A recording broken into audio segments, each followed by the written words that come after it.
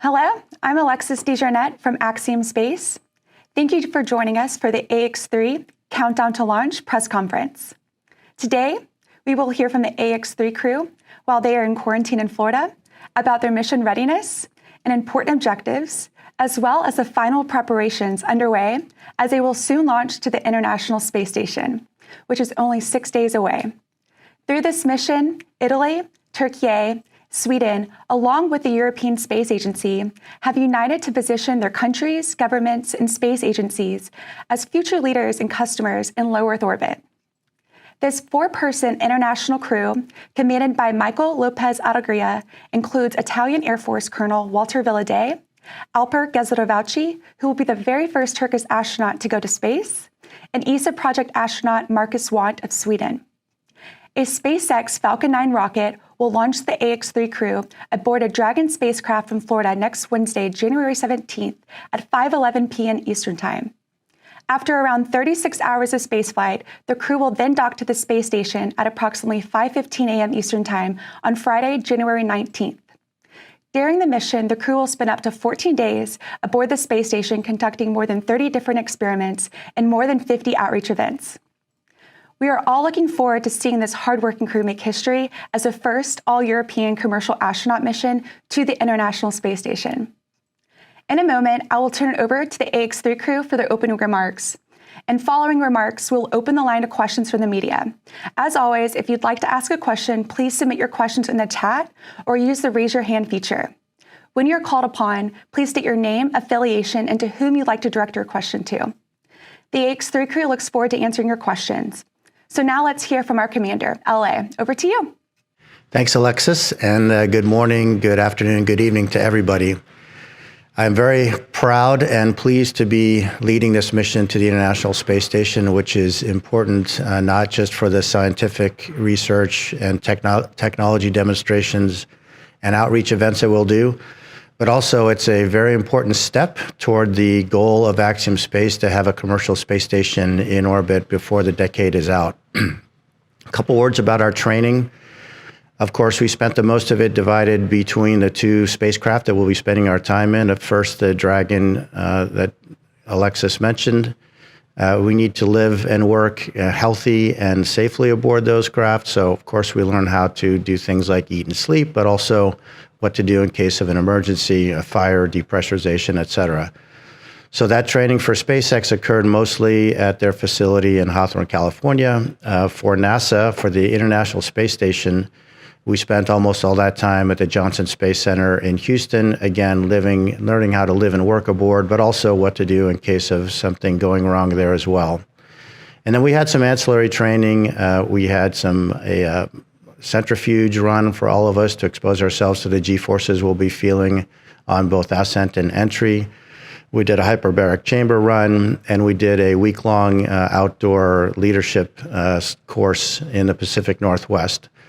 So I can tell you with great confidence that this crew is ready to go as of now. We've been in quarantine for a little bit more than a week. We're at L-6 here. We've been focusing on being prepared mentally, physically, and emotionally to go to space.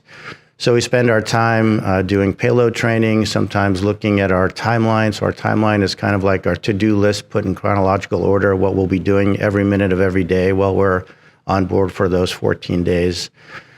We spend time working out, of course, eating well, sleeping well, so really trying to get all three corners of that tripod that I mentioned ready for flight. We also have a little bit of time to consider the impact of this mission, not only to ourselves, but also to our loved ones, and that's an important time of self-reflection. In the next couple of days, we'll be going through what's called a dry dress rehearsal, so we'll go to the Kennedy Space Center, get suited up following the exact timeline that we will on launch day. We'll get into the capsule. We'll go through all the pre-flight checks. We'll go through the countdown. Only at T0, nothing will happen. We expect that will be very different 2 days later. That's currently scheduled to occur on Monday, L-2. And on Wednesday, we'll be doing the same thing and ready for launch. So in closing, I'd like to say we're super ready. We're very excited to embark on this mission. I want to thank our partners, first of all, the gentlemen to my left and right and their agencies who've put a lot of trust and faith in AxiomSpace, as well as our partners, NASA, SpaceX, of course, and the many scientific researchers from around the globe that will be participating in this mission. And before I hand it off to Walter, I want to introduce our fifth crew member. Her name is Gigi. This is her second space flight.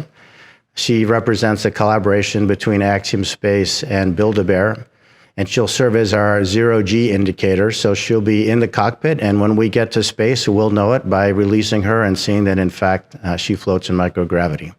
So now let me introduce my friend and steely-eyed pilot, Colonel Walter Villaday of the Italian Air Force. Thank you, Mike. Good morning, good afternoon, and good evening, everyone. It's a privilege and honor to be here today. I'm very happy, excited for the upcoming flight. It's been a long journey, and now this goal is going to become true. So we are going to fly to space. It's been over these months an amazing experience to be in training with these colleagues and very professional astronauts. And I have to say that this mission is very important for Italy. It's a fundamental step in our national space strategy. It's a big opportunity for bringing industries, scientific community, and the institutions in this new chapter of the space exploration, which is the commercial space flight. So I'm very proud. I can't wait to make and implement all the experiments that have been provided over these months for this flight. So it's a huge opportunity. I'm very proud and grateful. This is the main feeling I can really feel in this moment, because as I used to say, astronauts are the tip of the iceberg. So we are here thanks to the vision, the investments, and the beliefs of our countries and institutions. So I'm very grateful to the Italian Air Force, the Ministry of Defense, Italy as a whole. This is a whole of a country mission. But as Mike, as our commander was saying, I'm very grateful to all the people that made this possible. So all our instructors, people from Axiom, from NASA, from SpaceX, we have received a tremendous training. We are ready to fly, and we can't wait to do that. So we are really grateful for such a big opportunity. And I want to now hand over to my friends and crewmate, Colonel Alper Gizerevci from Turkey. Thanks so much, Walter. Good morning, good afternoon, good evening to everybody. I'm really happy to meet you again over this purpose. We have been here in our quarantine for over a week, as our commander mentioned, and we are on the verge of the great happiness for the launch day. We are really looking forward to it. We have been training for the last 8 months, and all the way from the beginning, I would like to especially express this great happiness and this great honor to be part of this great team.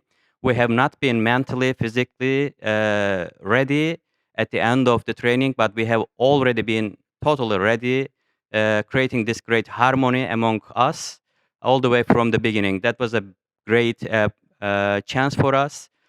Starting our trainings at the very first days, we immediately felt this harmony in between each other. And I would like to thanks to creating this great harmony environment, bringing us this family environment, even though they are playing a great role, a professional role in the space industry as AxiomSpace.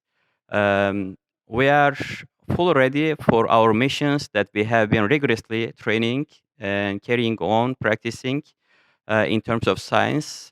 As you know, I'm representing my beautiful country, Turkey, as the first person to go to the space. However, this mission is not only focused on the first man mission, but it's also representing a lot of scientific missions that we are intending to contribute in the science world. Again, thank you so much for joining us today, and I'm looking forward to your questions in the following steps. Now, I would like to hand over the microphone and the right to speak to my dear friend from Sweden, as astronaut, Marcus Wandt. Thank you, Alper. Good morning, good evening, good afternoon, everyone. It's a great pleasure to be here, and thank you for joining us. And being here and feeling the atmosphere and the tension and the positive anticipation and just getting closer to the launch is an amazing feeling. We've been training, as you heard, for a long time now, and it's been very intense these months that's led up to this moment. And we've gotten to know each other really well as friends, and we also you can also see and feel the pride from everyone and from their countries and from everyone around us, and that's what I feel as well. The decisiveness and how Sweden came together, and together with ESA and Axiom and all the support from NASA and SpaceX to make this happen is fantastic. I'm so proud to be in the center of that, and being a part of pioneering a new way for Europe to gain access to space, and to increase the frequency and the presence of not only European presence, but also European science and the benefit for what we can do here on Earth, and that brings everyone forward. And now the feelings are mostly excitement and joy, actually. And you can see that on the faces and in the eyes of the people around us and within the crew that we're getting close. We're 6 days away, and it's just a tremendous feeling of let's go. And with that, I want to thank you all and hand it back to Mike. I think in turn, I'll hand it back to you, Alexis. Thank you so much, Ax-3 crew. Your words and endeavors are really so inspirational. We can't wait to see what more of a difference you'll make while you're in space. So we'll now open the floor to reporter questions. As a reminder, if you have a question, please use the raise your hand feature or submit your questions in the chat. To help keep us moving, please state your name, affiliation, and to whom you'd like to direct your question to. I will also ask questions that were submitted in advance of this event in no particular order. We will now begin, one question each. If time allows, I will ask follow-up questions. Thank you for your help in ensuring everyone has an opportunity to ask a question. Shall we begin? All right, we will begin the Q&A portion with Will Robinson-Smith. Over to you. Yes. Hi, Will Robinson-Smith with Spaceflight Now. Good to see you all, and best of luck next week. Question for Walter. In the training process, did you have the opportunity to chat with John Schaffner and Larry Connor about their experience in piloting the Dragon, and what advice did they happen to offer to you? Thanks. Thank you for the question. And actually, I've been the backup pilot for John. So we have been in training for Ax-2 together. I really appreciated his professionalism and the commitment in really learning any detail of how to fly the Dragon. And I mean, first he gave me some tips, and especially try to be focused on the screens and enjoy the flight. It's been very professional. Their flight was very smooth. So we had the opportunity to work together, and it's been a great privilege to be in train with him. So I look forward to be as a good pilot as he was for Axiom 2. Thank you, Walter. I'm now going to call on Marcia Dunn. Hi, can you hear me? We can hear you. Yes, Sure can. I'd like to ask the 3 new space flyers what they are taking from their countries that are symbolic and special. What are you taking from Turkey, Italy, and Sweden that makes this special? Thank you.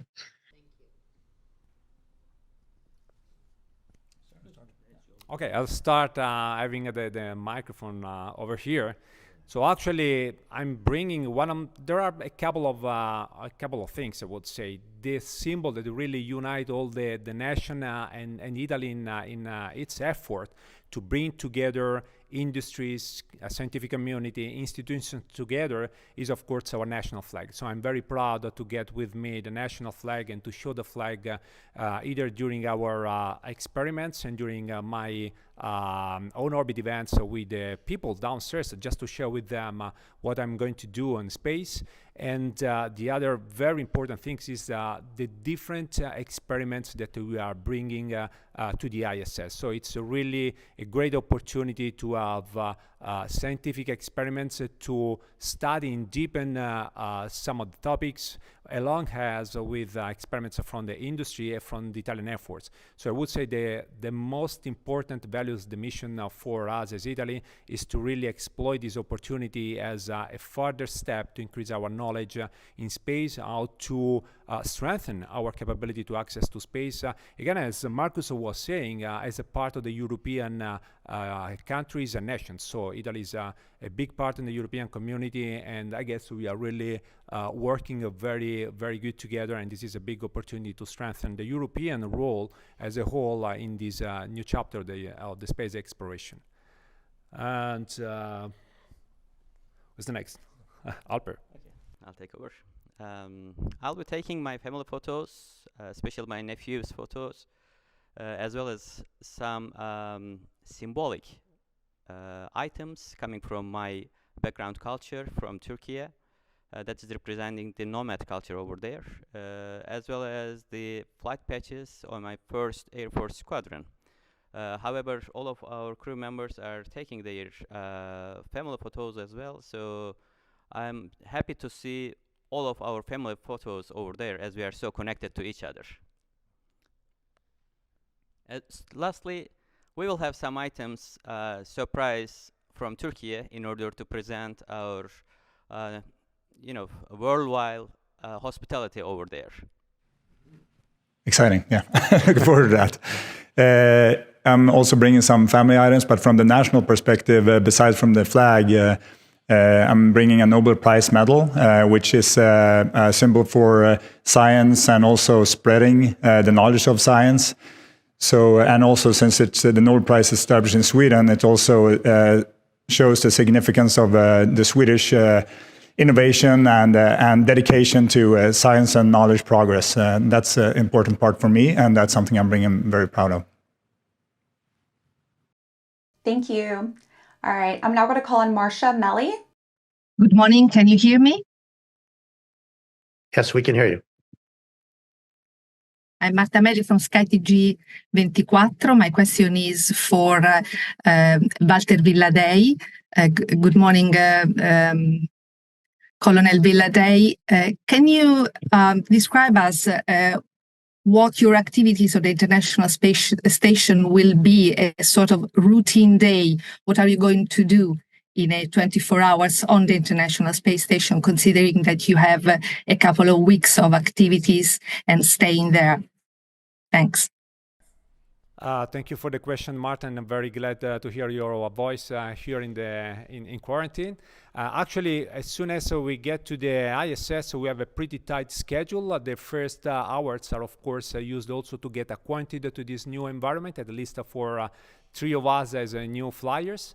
And then each of us has a very specific activity related with the training, with the experiments we are supposed to carry out.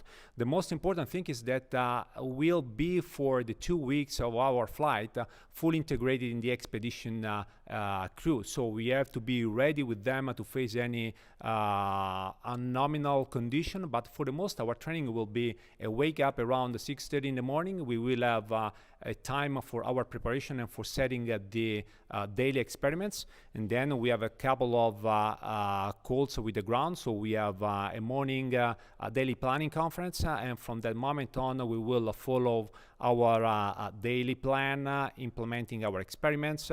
We will have a daily meal, and then in the end a dinner. That is the moment where we can really have as a crew members a time to spend together.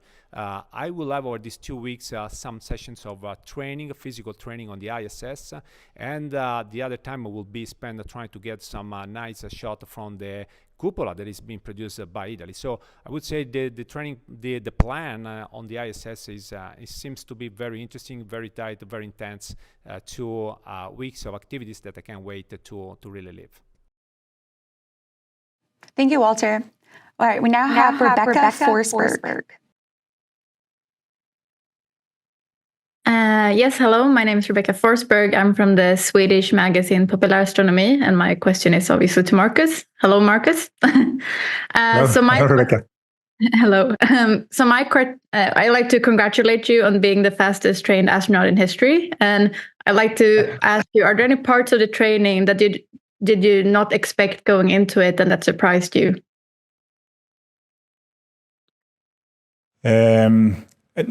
Maybe not one single thing, but the amount of training that you need to do. Even though I knew it, when you're actually doing it, training for everyday life things like how to eat or how to put or attach things or things that I haven't tried yet, of course. But I'm looking forward to see the theoretical training in practice when it comes to how to translate and orient yourself.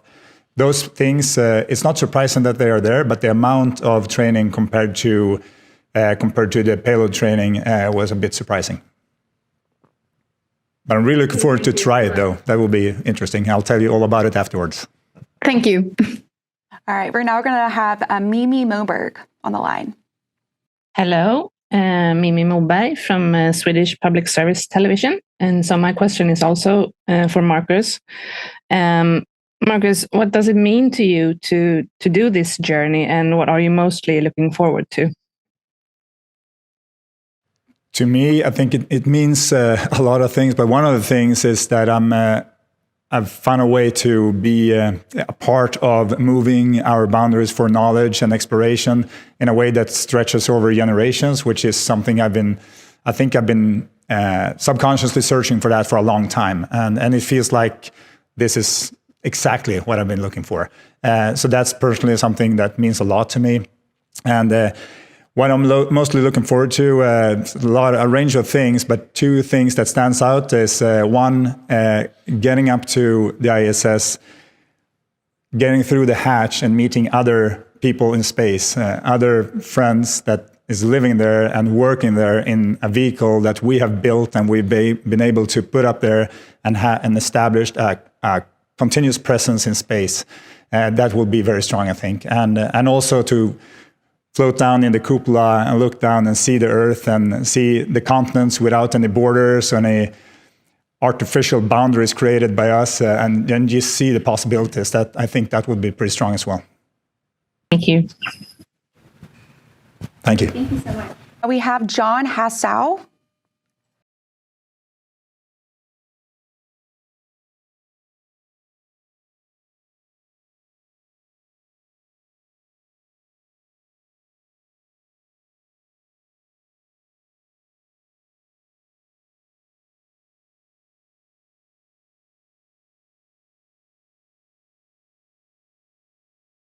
Can Hasasu, Anadolu Agency. My question will be for Alper Gezer Avcı.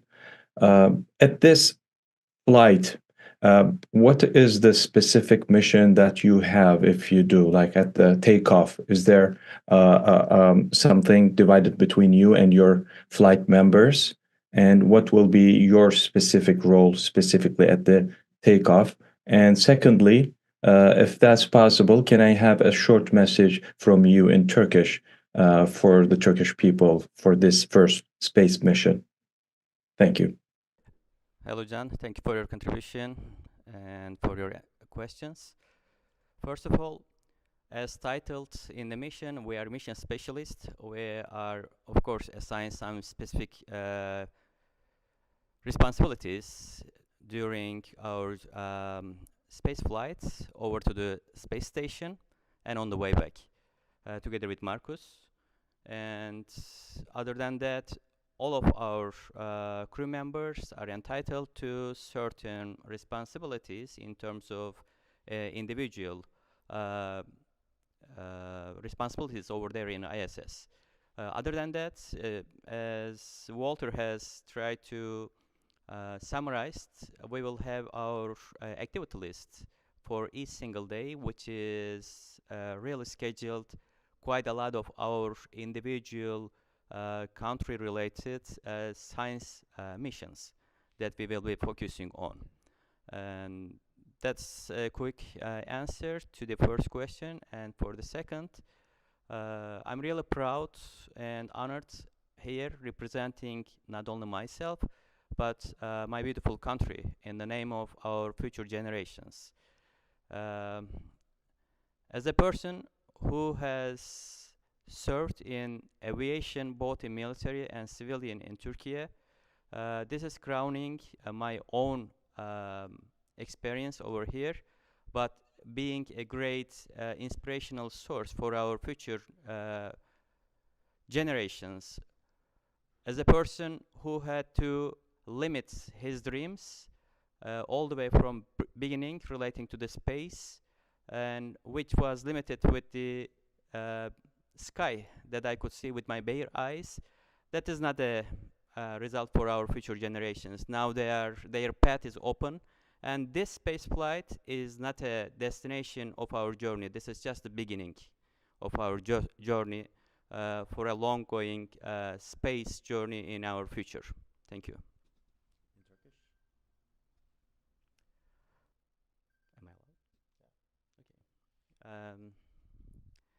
Türkiye'de bu yani izleme şansı olan bütün vatandaşlarımıza şu mesajı iletmek isterim. Devletimizin vermiş olduğu güçlü kararla gelecek nesillerimizin hayallerini yıllardır perdeleyen bu perdenin açılmasına ve hayallerini artık uzayın derinliklerine eriştirebilecek şekilde başlayacak bu yola vesile olan herkese minnettarım.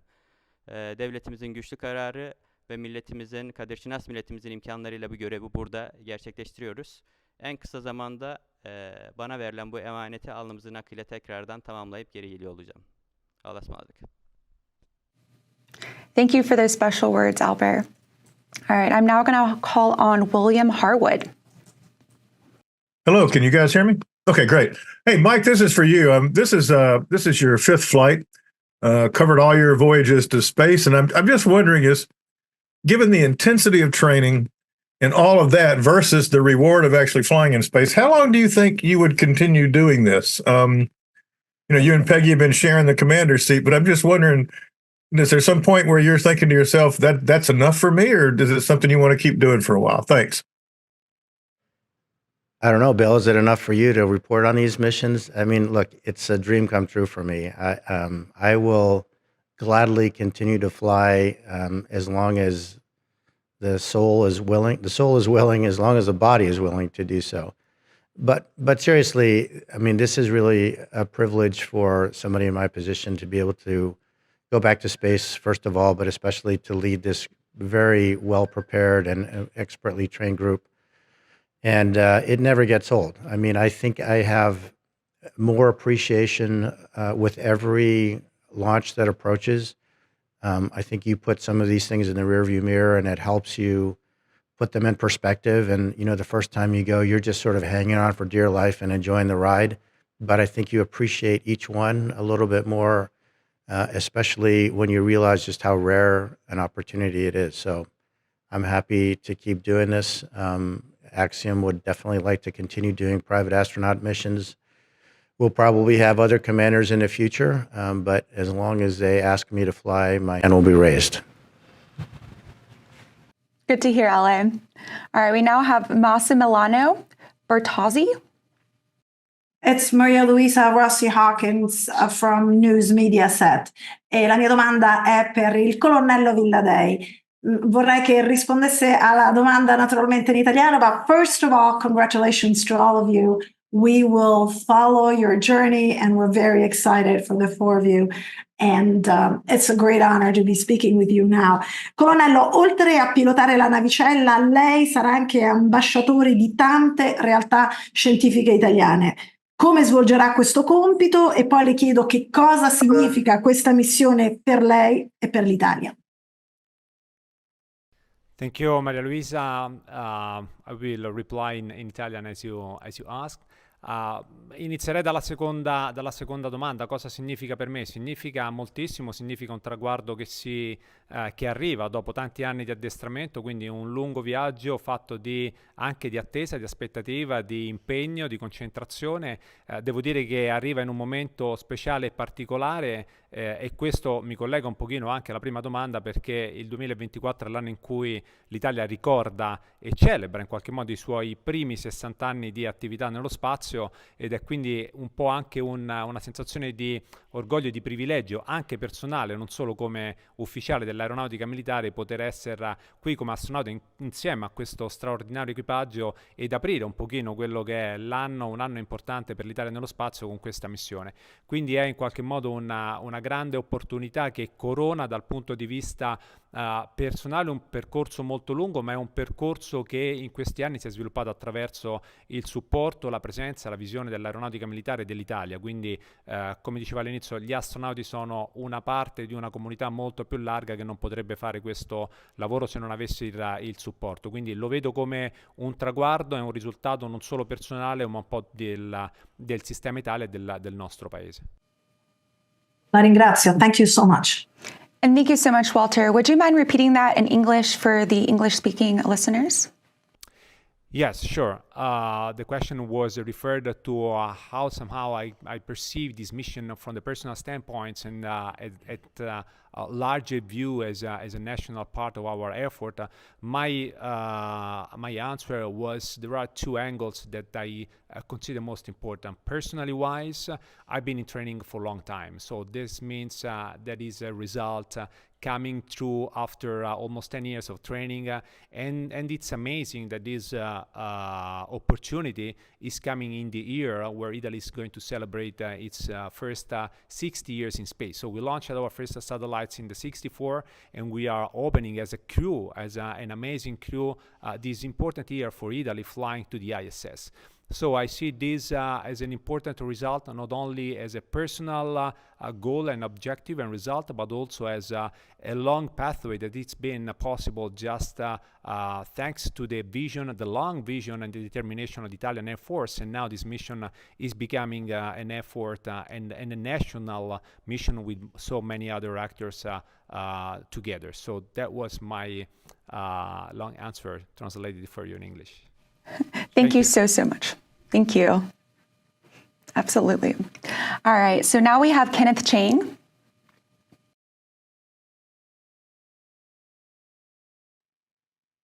Okay, thank you. This is for Marcus. Your mission is a part of ESA and not Sweden in particular. This is something new that ESA has done. Wondering how that came together and sort of the factor of how you were selected. Thank you. Thank you for your question. Yes, yeah, that's correct. It's an ESA mission, but it's also a Swedish national mission. So this additional flight opportunity came up. I was selected for the ESA astronaut class of 2022, and I was in the reserve. And then this additional flight came up, and Sweden was very decisive in this and came together quickly, industry, armed forces, the government. And then together to ESA made this happen, of course, together with Axiom. And if Axiom wouldn't have had this option available, it wouldn't happen now. And it's been a great journey to be in the middle of the partnership with ESA and Axiom and finding our ways forward and how that training will be. I've been traveling back and forth quite a lot between US and the European Astronaut Center in Germany and doing a couple of trainings in parallel, which has been very intense, but also a lot of fun and a lot of joy, and to see how positive the attitude have been on all the sides for this to happen, and looking at things and see possibilities rather than problems, and making this new way of getting up, increasing the frequency and increasing the European access to space. With the help of the commercialization has been great, and it's been all positive and a lot of learning as well. So, and I don't think this is the last time. Thanks, Marcus. We have an anonymous attendee that has submitted a question in the chat for Alper. The question for you is, what does it feel like to be the very first Turkish astronaut to go to space, and what does that mean to you? It absolutely feels amazing. You know, we have been long waiting for this mission to come real, and we have already been among 10 countries which is able to construct its own satellites and send to the space. But we have been really looking forward to this mission, which has been put forward as a goal of our country's next 10 years. Space-related goals. So that is just the initiation of one of these 10 goals, and I'm really honored to take this role in this mission and to be able to make it real. As I stated earlier, as the children of this nation, we have been always blocked with the limit of the sky that we could see with our bare eyes, and now this mission is opening that curtain all the way to the end, and our journey is starting from this moment on. And the geographical location of the world, we have been a really strong country, being proud of our 100 years centennial long history, and this is a beginning of our next centennial future history that we will be really proud of. Thanks, Alper. And just to add, what is this, being the first astronaut for your country, what do you think this means for the Turkish children and for future generations? We are one of the youngest median age countries in our geography, and we have a great potential with our country's people. So a great excitement, a great mental power waiting there to get inspired. And I'm really happy to be a role model for those people who are waiting out there with their great potential to be spiked up. And this mission is definitely be an ignition for their great explosion into the future. Thank you, Alper. You are definitely going to make a big difference, and you are an inspirational impact to your country, and we're so proud. So now I will call on Marcos Nunez. George? Hello, this is Marcos Nunez, Professor Marcos of the Space Academy of Mexico. All of you now are in a space mission, in a research mission, science mission, but I am sure you are in the most important mission, an inspirational mission for a boys and girls around all the globe, not just in America. My question is for Commander Michael. In this mission, you and all of you are representing many countries, not only in the spacecraft. You are representing people in a lot of facilities, scientists, engineers, administrators, a lot of people working around of you and support your mission. Do you have some inspirational word for a student in Spain, Mexico, and Latin America? Because we need more people like you in the future. Thank you. Gracias, Marcos. Look, I think my inspirational words for the children of those countries are no different from those of any other country, and that is just follow your dream. A lot of people ask, what should I do to become an astronaut? I think a better question is, what do I do to make myself happy? If being an astronaut is what's going to make you happy, then go for it. But if you want to be an artist or a poet or a mathematician or a scientist, I mean, you name it, just do what makes your heart tick. I think, first of all, you'll do better at it because you enjoy what you're doing. And secondly, it will bring you joy. And so whether your final destination ends up being in space or in a laboratory or receiving the Nobel Prize for literature, I think it's just about following your passion and doing what brings you the most joy. Thank you, LA. I'm now going to take a question that was submitted in advance of this event. This one's from Stephanie from Space Quotes. What are your feelings a few days before launch? And this is for each of the crew member to answer.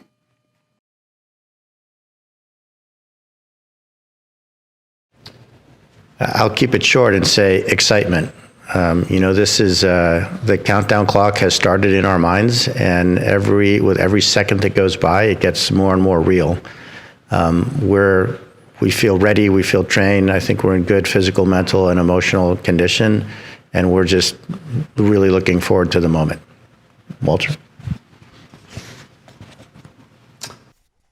Well, I have to say the same words. I mean, the excitement, it's the main feeling, along with the concentration, because of course, when you fly for the first time, when you do something for the first time, you want to be at the top of your skills, capabilities, performances. So I want to do my best to support the crew. So it's a combination in between excitement. I can't wait for this opportunity, and of course, trying to keep my mind and my posture very focused for this upcoming event.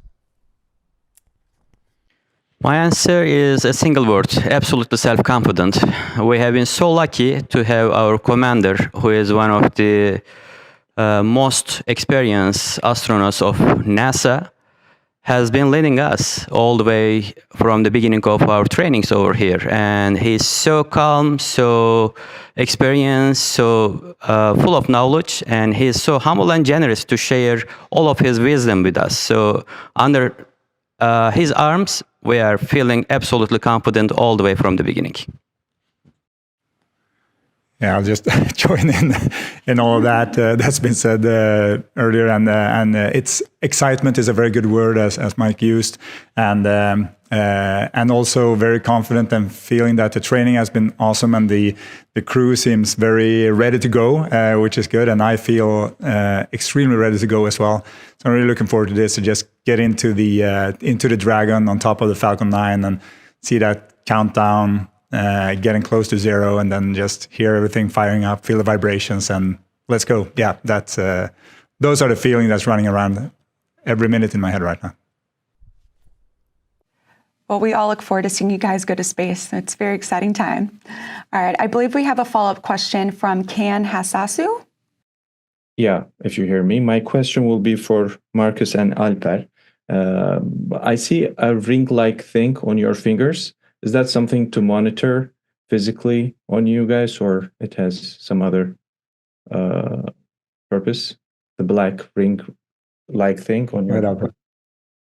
Yeah, that's one of the off-the-shelf products that we have been wearing in order to collect all our data relating to our daily performance, and based on these performances, AxiomSpace has brought us one of the world's really most proficient exercise instructors, Mr. Emiliano Ventura.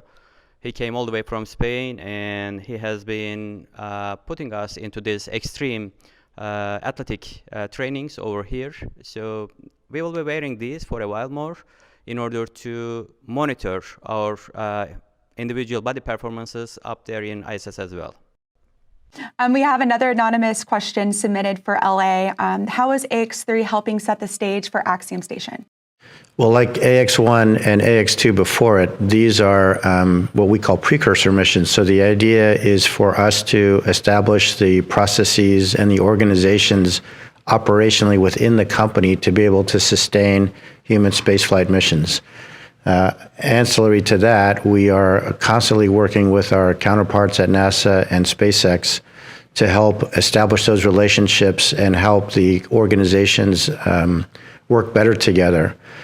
And finally, you know, the idea of opening up space to more entities, more people, more countries, more researchers. I mean, these are things that are fundamental to the establishment of a station, because we want that commercial space station to be a destination not only for the users of the ISS today, but also many more people, as I mentioned, entities, researchers, countries around the world. So we're sort of building the market for those missions in the future. And fundamentally, it really gets back to developing the organic capability within the company to do human spaceflight, which, despite how I hope we make it look easy, is actually very, very complicated. Thank you, LA. I believe Mimi Moberg has a follow-up question for you, Marcus. Right. Hello, Ben. So can you please tell me, Marcus, is there anything that you are worried about or afraid of regarding this trip? No, there's nothing I'm afraid of. I can answer that right away. I'm not worried about anything either, but it's a compressed timeline. We have a lot of things that we need to do and accomplish up there, and I'm really looking forward to that. What I am trying to reiterate to myself is to preserve some time to just absorb and be present up in space as well, and not just get all the data. So I guess it's not a real worry because I've allocated time for it, but I also wanted to be able to to absorb and just be there and try to bring that back and communicate that afterwards. Lycka till. Tack så mycket. Thank you. All right, this one's for all the crew members. From Jonathan Seri from Fox News. Which experiment or study on this mission excites you the most, and why? Well, I could take a crack at it. We're actually doing a couple of different experiments from two different organizations related to stem cell research. One is the National Stem Cell Foundation. The other one is the Stanford Stem Cell Institute. And both have to do with organoids. Organoids are three-dimensional aggregates of cells. And in one case, they're looking at the possible deterioration. Well, in both cases, they're looking at how these organoids behave in microgravity, which we'll do through microscopy. But in one case, we're looking at how cells from brain stem cells of patients who have some sort of mental degeneration like Parkinson's or multiple sclerosis. And in the other, we're looking at cells that may give us clues about cancer. So what sort of things can we detect to help either prevent or eventually treat these things? So obviously, these are very weighty and important considerations for improving health across the world. And as a result, I'm pretty proud that Axiom is leading the charge in that way in microgravity science.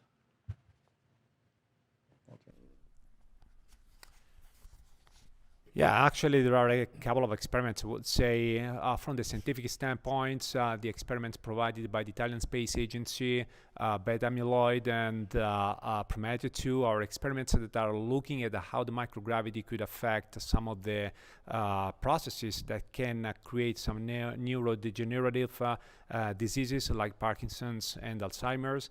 They are focused in trying to identify some potential solution or countermeasures to reduce these effects. And to me, it's very interesting because, of course, it can open up a wider range of cures on the ground, but even to prevent some potential aftermath for astronauts when the astronauts will fly much farther to the moon or to the Mars. So there is a couple of scientific very important experiments. And the other one from the Italian Air Force is focused on trying to provide a kind of tool that astronauts could use even on their own station. In this case, it will be a software demo developed by the Italian Air Force, where I will play with the database trying to see which are the close events where a debris can eventually get closer to the ISS, create a kind of risk. All these risks are daily monitored and controlled by NASA and by the US Space Force, but once we are going to fly much farther, it's a kind of an operational capability that even the farther spacecraft would need to have. And this tool is equipped also with a space weather tool, so it's a kind of combination in between science, operations, and of course from industry. So we will have some experiments with new fabrics and new suits, and this is also amazing because it proves that we can even bring in space a much wider community of potential users and customers. I'm looking forward to all of our 13 experiments that we will be carrying out, experimenting over there. And just to name two of them, there is Propolis experiment coming from actually middle school children together with their teacher. And we will be looking, searching the effects of propolis in terms of antibacterial effect that is already proved here on Earth, and we will be searching if the effects are matching in the microgravity environments. So I will be just carrying out and using some specimens in different parts of ISS in order to be able to see the effects of this little part of propolis over there in the Petri cups.